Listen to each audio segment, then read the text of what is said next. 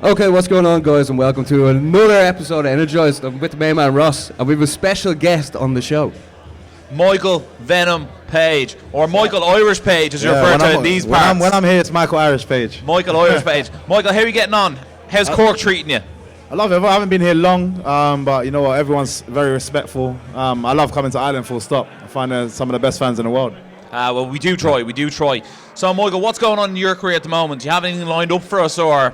At the moment, I'm just waiting to hear back. I should be fighting either in May or June. Nothing confirmed yet. I just come back off holiday, so yeah. This is the first thing MMA related that I'm doing. Yeah. Were you in Trinidad? Yeah, I was in Trinidad. What brought you there? My younger brother got married over there, so we had an amazing time. Oh yeah, I said the dance moves were in full swing, were they? Yeah, man. My family's crazy, so we love to dance. You must be some groover on the dance floor, are you? Mate, I love music. I love to dance. I'm trying to find out where we're going, later on tonight. You guys need to tell me. So yeah, well, I'll be in the dance floor. We're not from Cork either, so the people here need to tell us where's good to go in Cork, guys.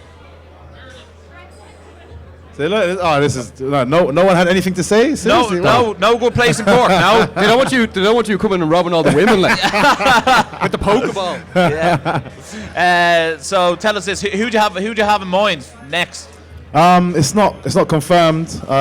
Again, everyone the names like Larkin. I think because in the UK, obviously the Paul Dailies and all these kind of things. These are the names floating around. So until something is confirmed, I'm just kind of getting back into training. But I spoke to Kiefer Crosby in Dublin, and he said something that is very reminiscent of you. You know what I mean? Like, you're not trying to fight everyone; everyone's trying to fight you. Yeah. It's different. Like, as in when MVP comes to town, that's the name on the card. Yeah, you know what I mean? Like, it's not your Koreshkov, or it's not Larkin. Like, people they don't sell tickets. MVP sells tickets. Yeah, and that's the thing. And I've always said that from the beginning. I'm not in here trying to chase anybody. I'm trying to create my own light. Yeah. And then people will be drawn to me. So I don't need to work hard. Yeah. It's one of those things where we can't sit down and chat with you without bringing up the name Douglas Lima. Yeah. He seems to be now fighting Mousasi for the middleweight belt. Do you think he'll be able to hold two belts at the one time? Will he be able to have champ status, or do you think he's going to have to vacate? No, if he's able to, he's not too long ago won the title, so they will allow him that time. There's plenty of fights to be made, so they'll allow him that time to actually have two belts. And good on him. And for me, he's an amazing athlete. Not just because I lost to him. I've always been very respectful of Douglas Lima and who he is and what he represents as a person and the person in the cage. What makes you drawn to him? Just he's a quiet killer. He doesn't say too much. He talks in the cage, and I like that. I really appreciate that. Yeah, you got a big payday there as well when he beat Rory McDonald. 50 Cent. When's 50 Cent lined up Michael Venom Page's bank account? To be fair, we're talking in the background anyway, so there's definitely going to be stuff to work to be done in the future. I could definitely see you featuring in one of his music videos. I'll probably just kicking someone in the background. Yeah, well, why not? You know what I mean? Or giving the old man. Snake, there's definitely going to be some work done in the future. He's a supporter of mine, which is nice to have someone of his stature. Show love. So it's good. Yeah. Have you partied with him? Have you had a few drinks in the club? In the club with him? Yeah. Not yet. Yeah. Here, do you know what? There's something I really want to bring up, right? Brendan Schaub was saying all the best fighters in the UFC. Long story short, that's what he's saying. But then people are also saying the best welterweight in the world is Douglas Lima. So what are your sort of thoughts on that sort of what he said there, and how the best fighters are meant to be in the UFC? It's I don't know. It's everyone's going to have their own opinions of things, and I think what my style is both a blessing and a curse. It's a blessing as in people are drawn to the style. Yeah. It's a curse because of the way I beat people. People are like, nah, everyone that I'm fighting is not good enough. But it's just because of the style that I'm fighting in and the manner that I fight in. Yeah. If I was a bit more of a typical fighter and I fought everybody in and won in the same way, I think people would have more respect for me just because I'm a typical fighter. And I have a bit of a back and forward and I'm a bit bloodied up after the fight. But most of the time I come out unscathed. So it looks way too easy. Yeah, I think in fairness, you're not giving the credit you're due, because we were at Bellator 200 over in London, and like you dismantled David Rickles. You actually made him quit. Like we were watching go. He weirdly quit as well, wasn't he? He was just like he was like. Actually, no, fine, thanks very much. You can win. But he has the most fights in Bellator history. Yeah. So, like, you know what I mean? To do that to someone like him is absolutely incredible. Yeah. And at the end of the day, you can only beat the person across from you. So, it is what it is. And I think the welterweight division in Bellator could definitely rival the welterweight in UFC. Yeah. You know, Rory McDonald, yourself, Douglas Lima, like, they're all top 5 definitely. welterweights in the world, regardless of organisation. Yeah. And it's another thing to look at ONE FC. People might not actually know who they are, but Eddie Alvarez went over there and lost his debut. You know what I mean? Just because you don't have the name recognition, some of the fighters. And Demetrius Johnson has had a bit of trouble over there. He's like a lot more than sometimes you've seen in the UFC. Yeah. So you can there's so many fighters around the world that are haven't even been found yet. So there's people don't understand that MMA as a sport that you can be dangerous from any organization. Do you think Bellator might benefit if they introduce a ranking system? Yes and no. The UFC's ranking system doesn't really exist.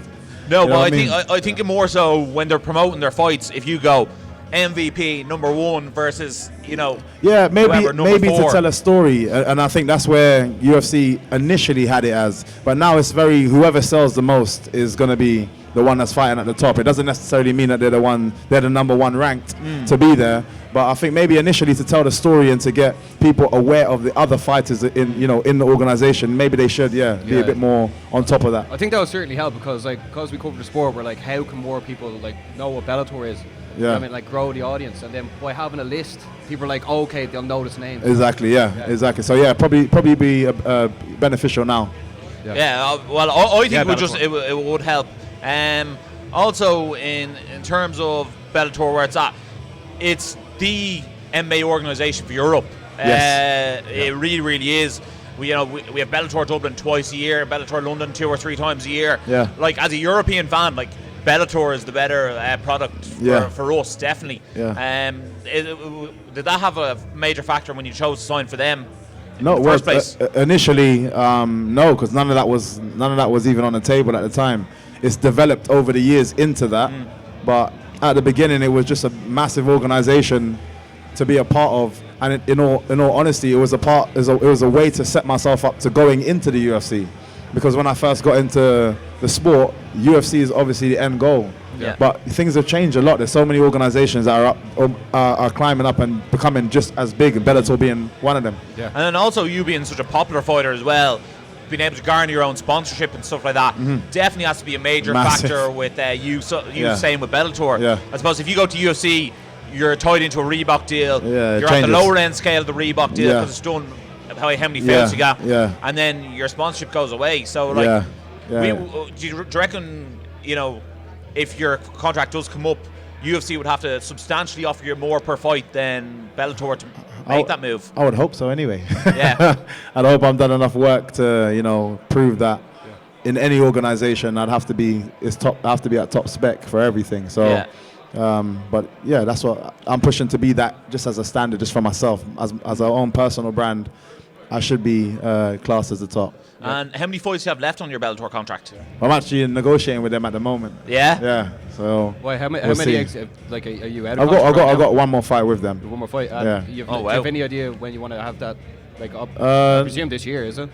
Yeah, well, we're literally going through the talks and stuff now. Even while I was away on holiday, just had a few talks and stuff. So we're in the middle of that at the moment. So we're just, once that's sorted, then I'll be back on track, getting ready to go. Yeah, that checkbook's going to have to get a lot fatter for you, isn't it? Again, I'm hoping so. You're definitely one of the fighters from the Bellator roster that's mostly talked about fighting UFC people. Yeah. Is there obviously as you were growing up, you were watching Anderson Silva, yeah? Would he be someone you'd like to fight someday? You know what? Yeah, I can't. You can never say no, just purely based on the history of the sport. But as of right now, I'm very happy and very comfortable where I am. It doesn't mean that will never happen. Yeah, you know what I mean? I never close the door on anybody. Yeah. You know what I mean? Things change all the time, and for it depends on my circumstance. It's about me, my well-being, and the people that are around me that I'm taking care of. It's about what it means for all of them. So aside of all the talk and the fans, I have to think about me first. Definitely. Have you been brought into many training camps? Because like your style is very original. Yeah, I've gone to quite a few different places. Like even for weirdly enough, for the Douglas Lima fight, I went to Masasi. Oh, did you? Yeah. So I went to their gym over in Amsterdam and did some sparring with those guys. Guys are really tough over there. Yeah. It's always good to go around and test your skills. He's actually a really nice guy, Gegard Mousasi, isn't he? Yeah, wicked. In fairness, he gave me his belt at Bellator 200. I was like, that's mine now. Yeah, he's so chilled, isn't he? Yeah, he's wicked. Yeah, really, seriously, you never know, because you only get to meet people or know who people are through things like this, podcasts, yeah, exactly, and YouTube videos and fights. That's not really a just tell of that person's personality. What's your take on Bellator signing James Haskell? Do you think that's good for the sport, or what's your take on it? It's definitely good for the sport in terms of numbers, but he has to take it seriously, and I get to be there firsthand and see that he actually is. If I didn't know, that would be my question. If I didn't know him personally, that would be my question. Is he actually doing it for the hype, the one-off fight, just because of the cross promotion and the numbers that he can bring in, or is he actually in the gym doing the work? Yeah, and what do we expect from him? Oh man, he's a beast, man. He's trying, but at the same time, he massively respects how difficult it is and he comes from being at a top level of his sport, and he's still like, man, I don't know how you guys are doing this day in, day out, and he's there. He got a lot of slack for like signing for Bellator, and then all of a sudden he was in I'm a Celebrity, Get Me Out of Here, wasn't it? Yeah. Who? James Haskell. Yeah, you got a bit of slack for signing for Bellator and then going on the jungle straight away. Yeah, it was just opportunities that kind of fell at his feet. He signed for an MMA organization, and that was the focus, and then he got the opportunity to do that, which is good for his brand. Yeah, that's do you see what I mean? And then it's good for Bellator as well on the flip side as well. So yeah, you can't. In fairness, I think I read somewhere he got £75,000 going to the jungle. I was like, well, there you go. Yeah, that's what I mean. People forget that there's always a personal gain as well. It's not always about, and that's what I mean. I have to make decisions based on myself first, not just to please everybody on the outside. Well, like he's got a wife, and I'm sure he's got like a mortgage and a house, or like you might want to buy the missus a new car or something like that. It's like there you go. We're going to put you on TV for I don't know whatever it's 3 or 4 weeks, and there's the money. In fairness, someone offered me $75,000 to go on to the jungle. I'd be like, thanks very much. I'll do it for half that price. Would that be something you'd be interested in as well? I'm not a massive fan of like reality TV shows in general. I don't really watch them. If I'm given it again, I never close the door on it, because if I'm given the opportunity and in that moment it's like, you know what, actually it's good money and it makes it, then I may do it. But as of right now, no. Like we won't see you with the Pokeball and Love Island, no? Somewhere, no? Definitely not. No? Definitely not. So nah. And tell us this: what do you like to do in your downtime? To be fair, I've been massively into just doing a lot of say entrepreneurial work at the moment. I'm doing a lot of work with different trusts and charities, merchandise. There's loads of things that are going to be coming this year and landing this year. Is there any names there for us? Only so people can check it out. There's just work that I'm doing at the moment is with a company that is they fund putting people into financial advisory. So basically, people from bad backgrounds and struggling, finding it difficult to kind of break out of the system. The government's basically giving them a grant to go and do this financial program, and it allows them to potentially make quite a good earning for themselves and not have to be on the street doing stupid stuff. Yeah. So how'd you fall into that? Again, I'm always like I said, I'm always into business and stuff, and I like to I sponsor a football team, and when I spoke to the gentleman that I'm speaking to with regards to this business, it made sense, because the guys in the team that I sponsor, it would be perfect for all of those guys. And then I'm looking to sponsor some other teams and some other youngsters. What's the football team? Kenningwell. It's the South London team. Oh, nice one. Yeah, Kenningwell United. And but yeah, I'm all over the place on the outside. I'm doing a lot, so I'm trying to just keep pushing and doing a lot more. No, that's absolutely brilliant. Just before we wrap things up, obviously you say you don't know who you're fighting next, but how many fights do you reckon you are away from being across from Douglas Lima in the rematch? Oh, well, I'm hoping it's just one fight. Yeah. I'm hoping my next fight, whoever it is I fight, straight after that is Douglas Lima. And obviously you fought Lima and you've trained Mousasi. How does that fight go? The reason I went to Mousasi initially is because I found him a bigger version of Douglas Lima. So I'm like, if I can deal with someone like Masasi in any way, shape or form, then, you know, I should be able to deal with Douglas Lima. And I still feel the same. Masasi is a beast. I think where it changes is his ability on the ground. I think that's where it changes. He's very heavy hipped, and and you saw it in the way he treated Rory McDonald. It was a boy versus a man in that moment. I suppose like MMA math never really works, but like if you look at Mousasi versus McDonald, and then you look at Lima versus McDonald, you're definitely sort of leaning towards Mousasi. Yeah. I think 9 times out of 10 you always lean towards the bigger guy, but that doesn't always happen. No. I don't know the guy's name, but I know Brandon Vera was the 1FC heavyweight champion, and he fought the light heavyweight champion, and he lost. You know what I mean? Yeah. And then like Daniel Cormier was obviously a heavyweight champion, and John Jones was able to beat him twice. Sometimes the smaller guys can be faster, and it can work out. For me, it's stylistically as well, and because they're so similar, weight does then play a massive role. I think if they're two completely different style fighters, then weight is neither here nor there. Depending on what style you're fighting in. But the fact that they are very similar and they like to stand up, they're very like Muay Thai oriented, pushing forward very slowly and just kind of beast people down.